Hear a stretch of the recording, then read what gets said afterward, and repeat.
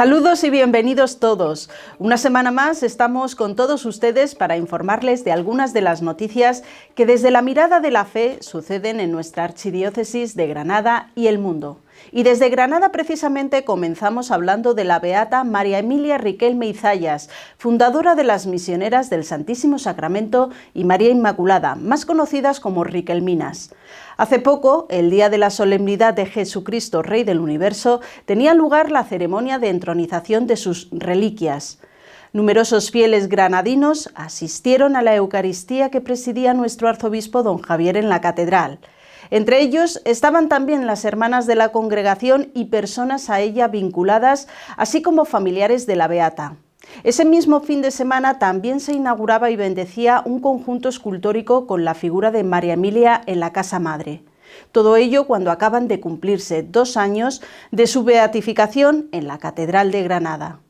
Y nos trasladamos ahora hasta uno de nuestros monumentos turísticos, es el Monasterio de la Cartuja, que pueden conocer también a través de Internet. En la web granadacristiana.com pueden ver la película documental La Cartuja de Granada en una producción audiovisual de calidad, cuidada fotografía y contenido con rigor histórico.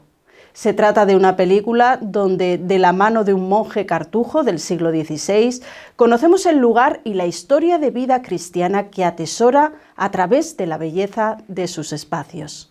Hemos inventado una historia híbrida con un personaje no real, que es un monje, que es un cartujo, que narra con una voz en off maravillosa la historia del monumento desde sus inicios, para que sea accesible a cualquier tipo de público.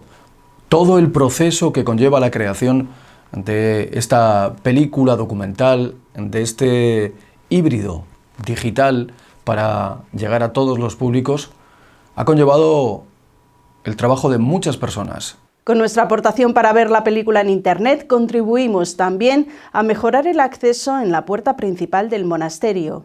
Allí se instalará un ascensor que beneficiará especialmente a mayores y personas con movilidad reducida. Hablamos ahora de Santa Sede y fútbol porque el Vaticano celebraba en Italia hace unos días un partido de fútbol contra la exclusión. Con este partido se buscaban fondos para apoyar el proyecto Una patada contra la exclusión, un proyecto promovido por la diócesis de Roma para favorecer esta inclusión de la comunidad gitana y de otros colectivos que sufren riesgos de exclusión social. El partido enfrentó al equipo Fratelli Tutti en representación de la Santa Sede y el de la Organización Mundial de los Gitanos. En este partido participaron guardias suizos, empleados del Vaticano y algunos sacerdotes frente a representantes de las comunidades gitanas y de otros colectivos vulnerables. Cambiamos de asunto en nuestro espacio de información internacional. Hablamos de un drama cada vez más presente en nuestra sociedad. Es la tasa de suicidios en España y en el mundo que está experimentando una subida sin precedentes, especialmente entre los jóvenes, siendo uno de los principales problemas de la salud pública a nivel internacional. Según la Organización Mundial de la Salud, cada año se suicidan cerca de 700.000 personas en el mundo, sin contar las tentativas de aquellos que no consiguen hacerlo. A nivel global, según la OMS, el suicidio es la 4ª causa de muerte entre los jóvenes de 15 a 19 años. El drama del suicidio está latente en este tiempo que vivimos y sobre ese drama y una luz de esperanza vamos a conversar hoy con nuestra invitada. Se llama Pino Sánchez y es doctora en Psicología por la Universidad de Granada y profesora en el Centro de Estudios Superiores La Inmaculada. Además de su trabajo como docente, tiene una consulta propia que trata situaciones relacionadas con el suicidio. Le damos ya la bienvenida. Saludos, Pino Sánchez, ¿cómo estás? Hola, buenos días, muy bien, muchas gracias. Pues Pino, contigo conversamos un drama que es, bueno, en España, por ejemplo, ya ha alcanzado un máximo histórico. En 2020 se mantuvo como la primera causa de muerte externa con 3.941 muertes. ¿Cómo se ven estos datos desde la comunidad de psicólogos? Bueno, pues la verdad es que son datos muy preocupantes, sobre todo si tenemos en cuenta que en números son 67 veces más que las víctimas de violencia de género y son pues casi el doble de los fallecimientos, por ejemplo, por accidentes de tráfico. Teniendo en cuenta que además dentro de ese porcentaje de los accidentes de tráfico hay muchos suicidios enmascarados también. Entonces, pues en los dos casos comentados sí es verdad que existen campañas de sensibilización, tanto en el tema de la violencia de género como en el tema de los accidentes de tráfico, y en cambio en relación al suicidio pues es verdad que no hay ningún tipo de campaña, se hace muy poco de lo que realmente se podría hacer. Es verdad que en el Colegio de Psicólogos sí hay como un plan de intervención psicológica en emergencias y en catástrofes, y ahí, por ejemplo, sí se trabaja también el tema del suicidio, pero realmente es que se hace muy poquito en relación a lo que de verdad se podría hacer, por lo tanto, bastante preocupante, la verdad. ¿Y cuáles son las principales causas? Por ejemplo, ¿qué papel juegan las redes sociales en todo esto? Pues mira, en torno a las causas es verdad que hay muchas falsas creencias. En principio, pues bueno, la persona que se suicida, es verdad que todo el mundo piensa que es porque tiene un trastorno mental grave, que tiene una depresión, pero es cierto que eso es solamente en el 80% de los casos. Es verdad que hay otras situaciones, pues como enfermedad crónica, todo lo que hemos estado viviendo a lo largo de la pandemia, de aislamiento social, de soledad, situaciones traumáticas vividas a lo largo de la vida. Esos también es verdad que pueden terminar en suicidio.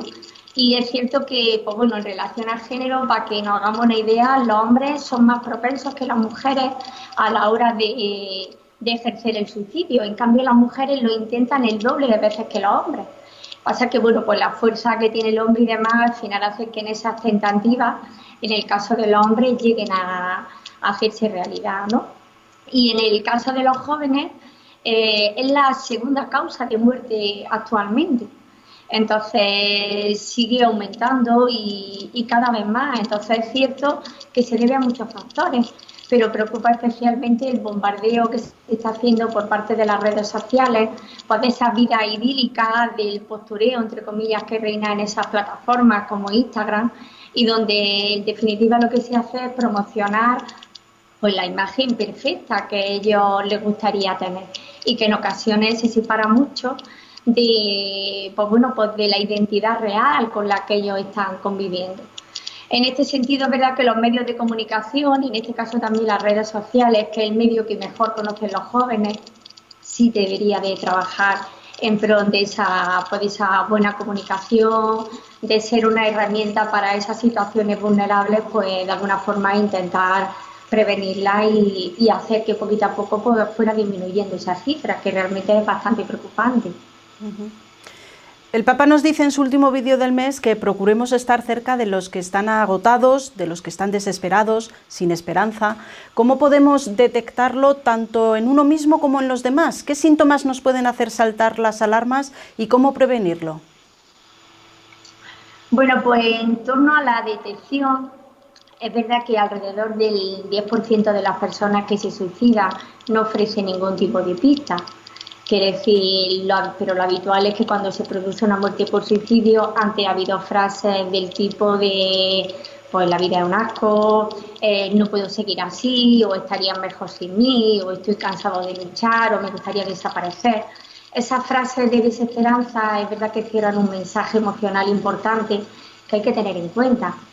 También es verdad que hay conductas no verbales, como puede ser el consumo de alcohol, de drogas, algunas conductas autolesivas, que a lo mejor la persona se despida regalando objetos a las personas que quiere o cerrar asuntos pendientes.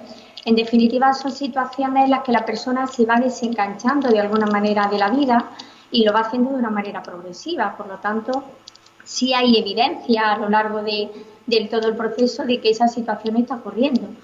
También en torno a esa detección, ¿no? De que nosotros detectemos esas situaciones, es verdad que hay unas creencias erróneas de que, por ejemplo, la persona que tiene intención de suicidarse no lo comunica, y es cierto que sí lo comunica, o las personas que lo dicen es por llamar la atención, y es verdad que no es así. De cada 10 personas que llegan a suicidarse, 9 lo habían avisado previamente. Entonces es verdad que es importante intervenir tanto a nivel institucional como por supuesto en el contexto social y en el contexto familiar. Y en cuanto a lo que me planteas de los síntomas, ¿no? que bueno, que harían saltar esa alarma. Es verdad que hay personas que piensan pues que el suicidio no se puede prevenir, que ocurre como un impulso, pero tampoco es cierto. Es decir, antes de cometer un suicidio, en la mayoría de los casos, se evidencian una serie de síntomas que han sido definidos como síntomas pre-suicidio y que consisten pues, en construir una serie de sentimientos relacionados pues, con inhibir la agresividad. A lo mejor personas en un momento determinado han estado pues con voces, con gritos, malestar, con ira, y de pronto toda esa situación desaparece y empieza a darse una inhibición de la agresividad y dirigiendo esa agresividad hacia ellos mismos. Eso indica que de alguna manera algo ya no está empezando a ir bien. Además está demostrado que hablar del suicidio con una persona que está en riesgo, en vez de lo que aparentemente parece, que es como incitar o provocar o introducir en su cabeza esa idea, lo que hace cuando tú hablas del suicidio con una persona que está en riesgo, lo único que genera es que le damos la posibilidad o le ofrecemos la mano para que esa persona sea capaz de expresar lo que realmente está haciendo y poder ayudarle a prevenir que ocurra esa situación. Por eso es tan importante, por lo que estáis haciendo vosotros, ¿no? Visualizar de alguna manera el tema del suicidio. Es importante que las personas que se suicidan, que tienen esa intención de suicidarse, como que tengan en mente que pueden tener como un plan de seguridad que en el momento en el que le vengan esa idea y que a lo mejor pues no son capaces de controlarla, se paren un poco y tengan ese plan de seguridad donde identifiquen cuáles son esas señales de alerta o puedan contactar, por ejemplo, con personas de apoyo que le han ayudado en otros momentos, familiares, amigos, sacerdotes, terapeutas.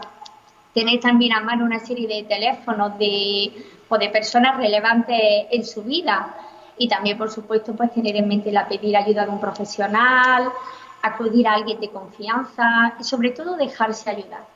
Porque hay que pensar que esos pensamientos suicidas están asociados con problemas que realmente se pueden resolver. Quiere decir, las ideas de suicidio habitualmente son pasajeras y una vez pasado a lo mejor esos minutos de una tensión y una angustia brutal, poco a poco va desapareciendo. Entonces, si la persona consigue controlar esos primeros momentos donde tenemos ese impulso, al final la situación desaparece. Entonces, recordar las razones para vivir y, sobre todo, superar esos momentos tan difíciles. Es verdad que en ese momento a lo mejor pues no se te ocurre una solución, pero que no se te ocurra en ese momento no quiere decir que no exista esa solución. ¿Desde las instituciones hay carencias para afrontar este problema? A ver, el suicidio no es una enfermedad, es una conducta. Se habla de conducta suicida. Pero es verdad que no hay unos programas, sobre todo incluso desde la infancia, ¿no? Desde las escuelas, que debería de haberlos, algunos programas prosociales o campañas de información o políticas de salud. No hay nada así a nivel preventivo que ni incluso con las personas, no sé, alguien por ejemplo que ha tenido un intento de suicidio, no suele haber un seguimiento por parte de salud, un seguimiento estrecho de verdad. Para que esa persona pues no va a tener de nuevo otra vez esa gana o ese impulso de poder hacerlo. Entonces, tienen que crecer las políticas sociales dedicadas a aumentar el conocimiento de esos factores de riesgo o también a lo mejor que haya un mayor compromiso, como estáis haciendo vosotros, ¿no? Por parte de los medios de comunicación, para que haya una cobertura responsable y haya, pues no sé, una serie de noticias adecuadas relacionadas con el suicidio, sobre todo, pues que puedan ayudar a esa prevención, ¿no? Como tal. Por último, y en clave de esperanza, ¿qué iniciativas hay en marcha a las que podamos acudir? Pues mira, desde el 2003 la Organización Mundial de la Salud y la Asociación Internacional para la Prevención del Suicidio ha generado el Día Mundial de Prevención del Suicidio. Es el 10 de septiembre y, como digo, llevamos pues unos 18 años con esta iniciativa. El lema de este año ha sido crear esperanza a través de la acción. Entonces es verdad que en torno a esta fecha se generan pues bastantes charlas, se habla del tema, hay mesas redondas y demás. También por parte de la Confederación de Salud Mental de España se sigue reivindicando que haya un plan de elaboración nacional de prevención del suicidio, que tampoco lo hay actualmente. Luego, bueno, sí tenemos, por supuesto, el teléfono de la esperanza, que son 24 horas al día disponibles, con profesionales que están dedicados y especializados en todo lo que es el tema del suicidio. Tenemos también la Asociación Barandilla, que tiene un teléfono contra el suicidio que también funciona a las 24 horas del día. Y en definitiva todos tenemos un papel que podemos desempeñar a la hora de trabajar y de abordar ese problema, teniendo en cuenta pues, que es una conducta, la conducta suicida, que es universal, que nos afecta a todos y que es verdad que tenemos que estar pendientes ante esa situación porque, pues bueno, pues te digo, pues puede ser un vecino, puede ser un amigo, en muchas ocasiones podemos estar rodeados de personas que están dándonos pistas y no somos a veces capaces de verlas o de intentar analizar esas situaciones de riesgo. Gracias, Pino, por abrirnos los ojos a un drama que está entre nosotros y que pasa muy desapercibido. Gracias también por tu labor como psicóloga, por ayudar a estas personas. Muchas gracias a vosotros por visibilizar este tema y sobre todo por hablar de lo que muchos, pues desgraciadamente, no se atreven a hablar. Por nuestra parte también nos despedimos hasta el 13 de diciembre, cuando esperamos volver a verles. Sigan conectados con nosotros en nuestras redes sociales y en la programación que podrán disfrutar en nuestra web vatelevisión.com. Gracias a todos y hasta pronto.